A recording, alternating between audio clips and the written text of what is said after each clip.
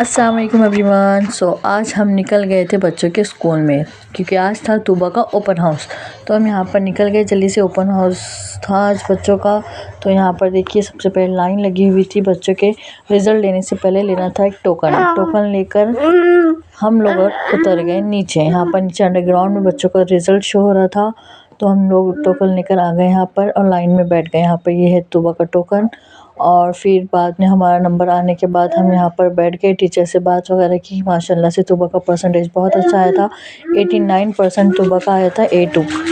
फिर बच्चों का रिज़ल्ट देखने के बाद हम निकल गए घर की तरफ। यहाँ पर आ गए हम घर की तरफ और यहाँ पर हमें इतना टाइम हो गया था कि ज़ोहर की अज़ान हमें रास्ते में ही हो गई थी। रास्ते से चलते चलते तूबा के एक फ्रेंड ने तूबा को दिए कुछ फ्लावर्स। तूबा ने उनसे कुछ बातें की, उसे मिल गए कुछ फ्लावर्स मिलने के बाद दोनों बहन भाई ने उससे थोड़ी देर रास्ते में खेले। फिर हम लोग निकल गए घर की तरफ।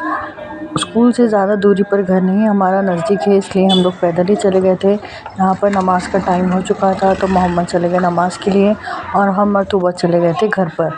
घर आने के बाद हमने मम्मी को कॉल किया और हाशिर को बुला लिए। रिज़ल्ट लाने जाना था तो हमने हाशिर को मम्मी के घर पर छोड़ दिए थे। तो अमान ने हाशिर को लेकर आ गए थे। तो यहाँ पर हाशिर घर पर आने के बाद थोड़ा बहुत खेलने लग गए। खेलने के बाद वो सो गए थे क्योंकि वो मॉर्निंग से उठे हुए थे। उसके बाद हमारे शौहर जी आए, उन्होंने आते आते लेकर आए थे यहाँ पर सीताफल। हमने जल्दी जल्दी सीताफल को प्लेट वगैरह में निकाले और फिर शौहर जी ने कहा कि घर पर जाकर आते, यानी कि हमारे ससुराल में जाकर आते। हमारे अम्मी की थोड़ी बहुत तबीयत ख़राब थी तो हम लोग लेकर निकल गए बच्चों को अम्मी के घर पर।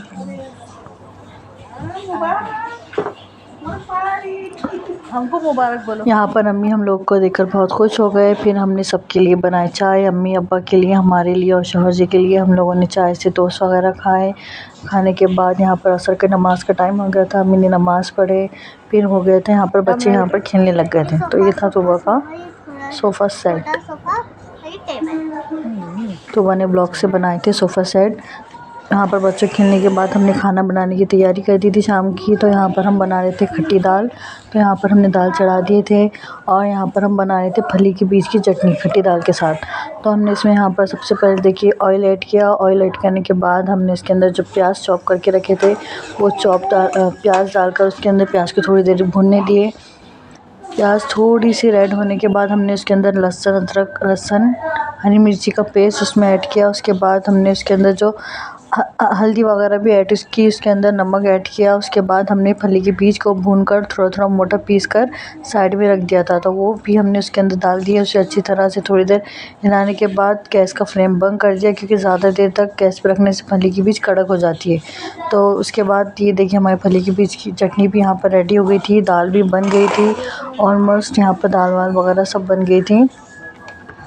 उसके बाद फिर हमारे देवरानी खड़े हो गए थे आटा गूंद के रोटी डालने के लिए। यहाँ पर देखिए उन्होंने रोटी डाल रहे हैं, जल्दी जल्दी से उन्होंने रोटी डालना स्टार्ट करें। हमने बच्चों को बिठाकर एक एक करके सब बच्चों को खाना खिलाना शुरू कर दिया। आज की आपको वीडियो मेरी पसंद आई है तो लाइक शेयर ज़रूर कीजिए और सब्सक्राइब प्लीज़।